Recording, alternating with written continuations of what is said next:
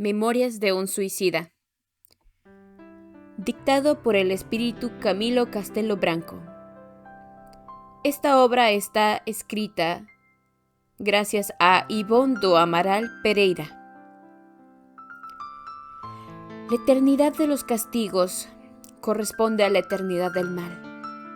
Si en tanto existe el mal entre los hombres, subsistirán asimismo los castigos. En este sentido, hay que interpretar los textos sagrados.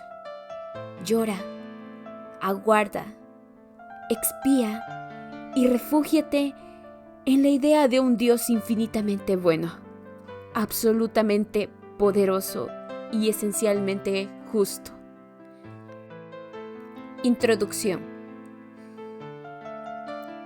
Debo estas palabras a la caridad de un eminente habitante del mundo espiritual, al que me siento ligada por un sentimiento de gratitud que presiento ha de extenderse más allá de la presente vida, si no fuera por la amorosa solicitud de ese iluminado representante de la doctrina de los espíritus, que prometió en las páginas fulgurantes de los volúmenes que dejó en la tierra sobre filosofía espírita, acudir a la llamada de todo corazón que recurriese a su auxilio con la intención de progresar. Una vez que él pasase al plano invisible, siempre que la condescendencia de los cielos le permitiesen, se perderían apuntes que desde el año 1926, es decir, desde los días de mi juventud y los albores de mi mediumnidad, que juntos florecieron en mi vida, penosamente yo venía obteniendo información de espíritus de suicidas que voluntariamente acudían a las reuniones del antiguo centro espírita de Lavras, en la ciudad del mismo nombre, en el extremo sur del estado de Minas Gerais, y de cuya dirección formé parte durante algún tiempo. Me refiero a León Denis, el gran apóstol del espiritismo, tan admirado por los adeptos de la magna filosofía, y a quien tengo los mejores motivos para atribuirle las intuiciones recibidas para la compilación y redacción de la presente obra. Durante cerca de 20 años, tuve la felicidad de sentir la atención de tan noble entidad del mundo espiritual, dirigiéndose a mí con la mayor piedad, inspirándome un día, aconsejándome otro, enjugándome las lágrimas en los momentos decisivos en que renuncias dolorosas se me imponían como rescates indispensables al despertar de mi conciencia. Enfrascada todavía en el aprobio de las consecuencias de un suicidio en la existencia pasada, y durante 20 años conviví, por así decirlo, con ese hermano venerable cuyas lecciones llenaron mi alma de consuelos y esperanzas, y cuyos consejos procuré siempre poner en práctica, pues hoy, como nunca, cuando la existencia declina ya hacia su ocaso, me habla más tiernamente todavía en el secreto del recinto humilde, donde estas líneas son escritas. Entre los numerosos espíritus de suicidas con quienes mantuve intercambio a través de las facultades mediúmnicas de que dispongo, uno se destacó por la asiduidad y simpatía con que siempre me honró y principalmente por el nombre glorioso que dejó en la literatura de la lengua portuguesa, pues se trataba de un novelista fecundo y con talento, dueño de una cultura tan amplia que hasta hoy me pregunto la razón por la que me había distinguido con tanto afecto si yo, tan oscura, trayendo un bagaje intelectual reducidísimo, solamente poseía para ofrecer a su sabiduría como instrumento mi corazón respetuoso y la firmeza en la aceptación de la doctrina, ya que por aquel tiempo ni siquiera poseía cultura doctrinaria. Le llamaremos en estas páginas Camilo Cándido Botelho, aún contrariando sus propios deseos de ser mencionado con su verdadera identidad.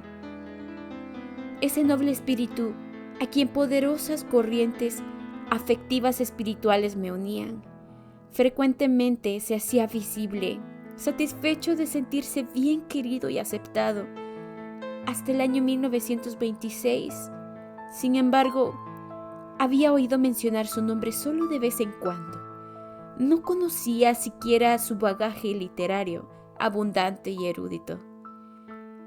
No obstante, él me descubrió en una mesa de sesión experimental realizada en la hacienda del coronel Cristiano José de Sousa, antiguo presidente del Centro Espírita de Lavras, donde me dio su primer mensaje. De ahí en adelante, ya en sesiones normalmente organizadas o en reuniones íntimas llevadas a cabo en domicilios particulares o en el silencio de mi aposento a altas horas de la noche, me daba apuntes, noticias periódicas, escritas o verbales, ensayos literarios, verdaderos reportajes relativos a casos de suicidio y sus tristes consecuencias más allá de la tumba.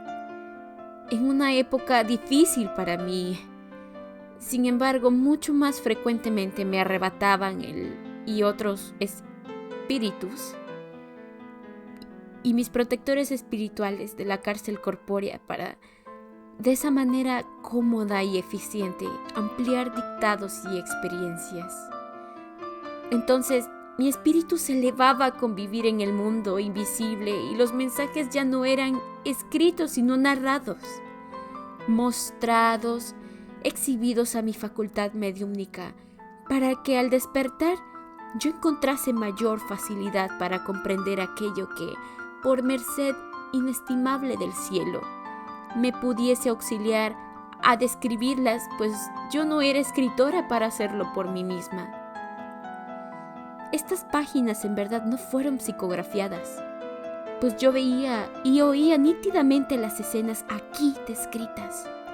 Veía a los personajes, los lugares con claridad y certezas absolutas, como si los visitase y en todo estuviese presente, y no como si solo tuviese la noticia a través de una simple narración. Si describían un personaje o algún paisaje, la configuración del expuesto se definía inmediatamente, a medida que la palabra fulgurante de Camilo o la onda vibratoria de su pensamiento la creaban. Fue así, de esa forma, especialmente poética, maravillosa, que obtuve la larga serie de ensayos literarios proporcionados por los habitantes de lo invisible y hasta hoy mantenidos en el armario. Y no psicográficamente. Los espíritus que me asistían solo usaban la psicografía para los servicios y recetas de pequeños mensajes instructivos referentes al ambiente en que trabajábamos. Y puedo realmente decir que fue gracias a esa extraña convivencia con los espíritus cuando tuve las únicas horas de felicidad y alegría que disfruté en este mundo, como un bálsamo para las pruebas que debía sufrir ante la gran ley. Sin embargo, los mensajes y los apuntes hechos al despertar eran bastante vagos, no presentando ni el aspecto novelesco ni las conclusiones doctrinarias que después para ellos creó su compilador, al suavizarles para exponer verdades amargas, pero necesarias al momento que vivimos. El lector se preguntará por qué el mismo Camilo no lo hizo, pues tenía capacidad para eso. Responderé que hasta el momento lo ignoro tanto como cualquier otra persona. Jamás pregunté a los espíritus la razón de tal acontecimiento. Por otro lado, durante cerca de 4 años me vi en la imposibilidad de mantener un intercambio normal con los espíritus, por motivos ajenos a mi voluntad.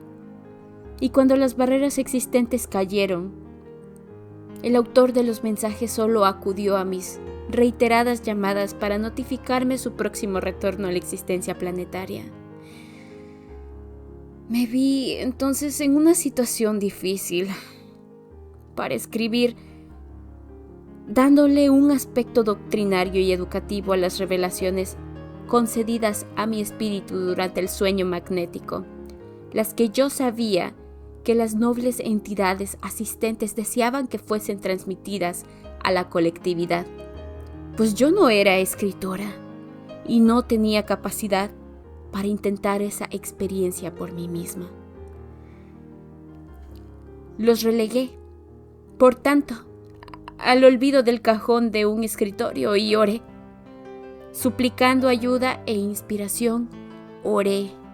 Sin embargo, durante 8 años, diariamente sintiendo en el corazón el ardor de una llama viva de intuición susurrándome que aguardase el futuro, no destruyendo los antiguos manuscritos, hasta que hace cerca de 1 año recibí instrucciones para proseguir, pues me sería concedida la necesaria asistencia.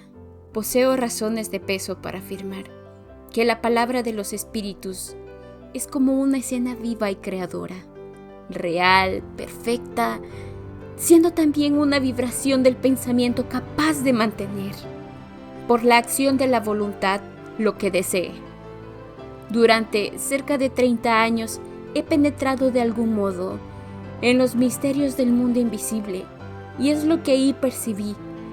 Quiero destacar que al despertar, el recuerdo solo me acompañaba cuando los asistentes me autorizaban a recordar.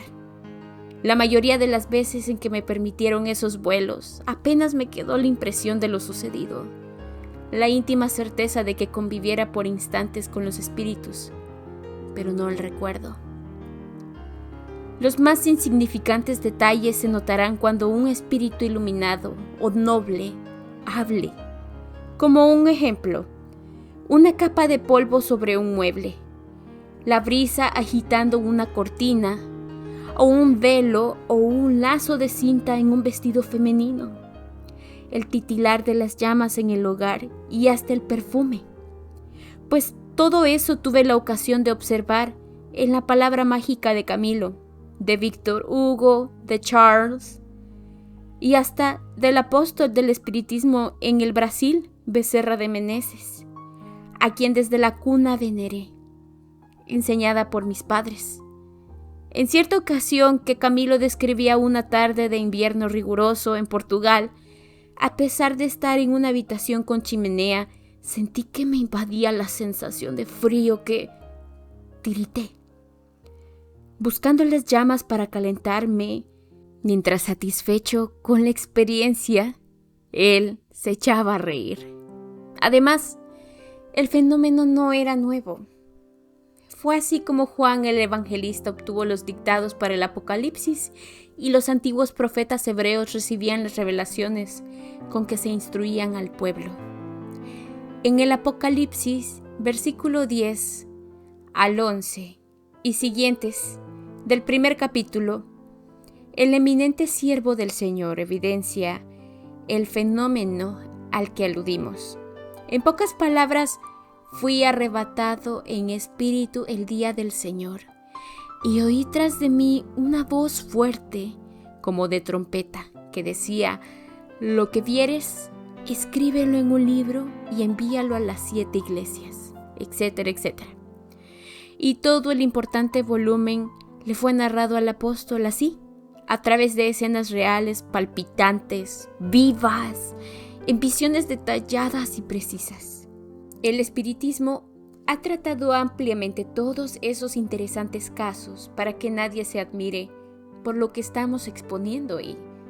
En el primer capítulo de la magistral obra de Allan Kardec, La Génesis, existe este tópico, por cierto muy conocido por los estudiantes de la doctrina espírita.